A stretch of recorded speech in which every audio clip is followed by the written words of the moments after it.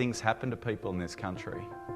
Since 2008, seen terrible bushfires in Victoria. We've had 3 once-in-a-century floods in Queensland. Many of you in your regions have seen terrible floods come through, other forms of natural disaster.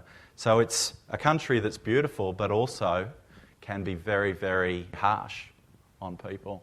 It's also a country where people are underinsured, and we do have injuries in the workplace, and we do have injuries on our roads, and it can stop people from living the life that they otherwise thought they would have. About this. Now, John is really well qualified on so many fronts to talk to you today and share his story. John was a former life insurance agent from Ballarat in Victoria and had a really thriving career, a thriving business in this area. He's happily married at the time to his wife Angie and brought up 4 teenage daughters, and then he was critically injured in a serious motor accident and suffered severe long-term injuries. Now, this was at 42 years of age, so John and Ange have 4 children. They were still in secondary school, paying off the dream home, cars on a lease, many other financial commitments. John was told that he would never work again, losing his ability to earn an income. Now, fortunately for John, he had some income protection, which saved his family in a financial sense. Now, John spends his time talking at various forums, and we're really privileged to have John talking to all of you today. He promotes not only road safety, but also speaks about the importance of insurance, of income protection, and importantly, having the right level of cover. John's been nominated for Australian of the Year in 2013 and 14. He's appeared in many forums across the Westpac Group and on public television. Can you please join me in giving a big Westpac welcome to John Maher? When I was aged 28, I moved to Bendigo as the agency manager. By the time I got to age 42, I had 32 agents and 4 staff working for me. We were incredibly successful, the second most successful life office for that company in Victoria. What I'm now going to do is fast forward in my life and my family's life just one day. We're going forward now to Sunday the 4th of April 1993. The place is still Axedale, just outside of Bendigo. The time is 12 noon. My destination was to be a cricket function.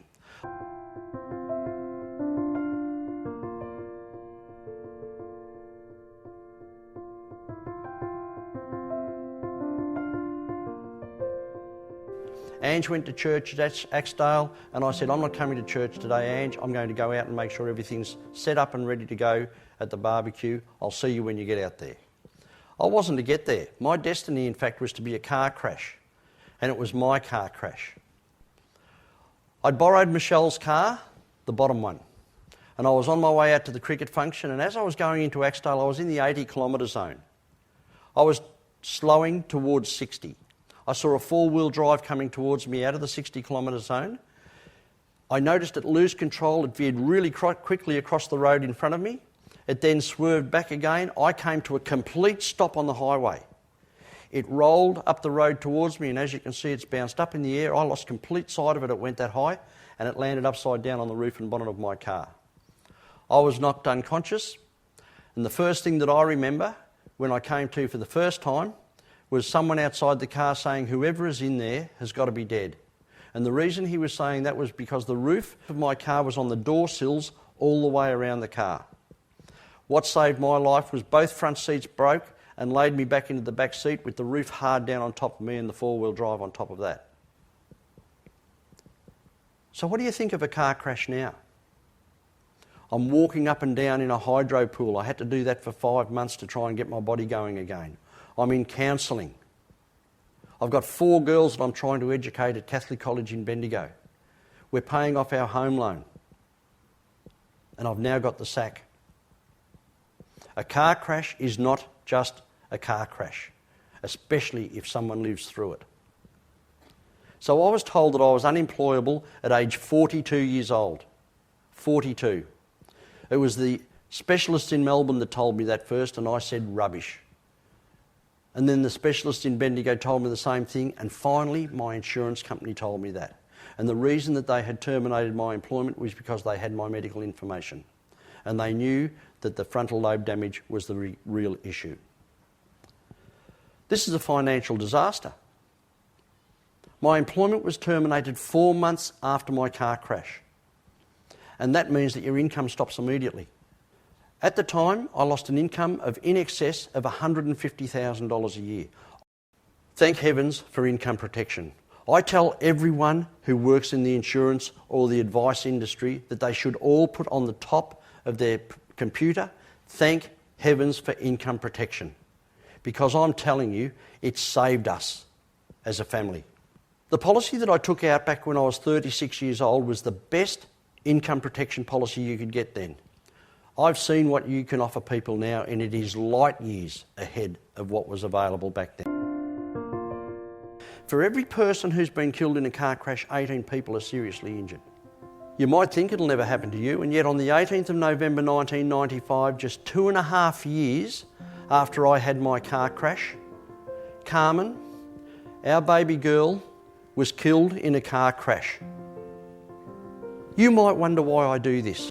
As a parent, as a father and a grandfather, as someone who had a whole family, I don't want any of you for one split second to think that this type of thing can't happen to you.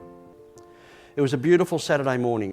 Michelle walked into the kitchen and here was Carmen asleep at the kitchen table with her head in her arms. Carmen's very best friend, Carmen Trevine, had come out and stayed the night like she had done hundreds of times before. She said, I have to take Carmen into McDonald's where she works part-time of a Saturday and Sunday. The two girls walked out to the car. Carmen Trevine didn't have her licence yet. That's why Carmen had to drive her. Michelle walked out with them. Michelle was 23. When they got to the car, Michelle said, Carmen, you're tired. Wind the window down, turn the wireless up. You'll be right, mate. I'll catch you later. And she gave her a big thumbs up. Michelle had her shower and got herself ready. As she was getting into her car at 8:30 in the morning, she thought to herself, I would have expected Carmen home by now. And just over halfway into Bendigo, this is what Michelle found. Michelle pulled over and she went running towards Carmen's car. She was within 3 metres of the car when the young policeman grabbed her. And he said, where do you think you're going, young lady?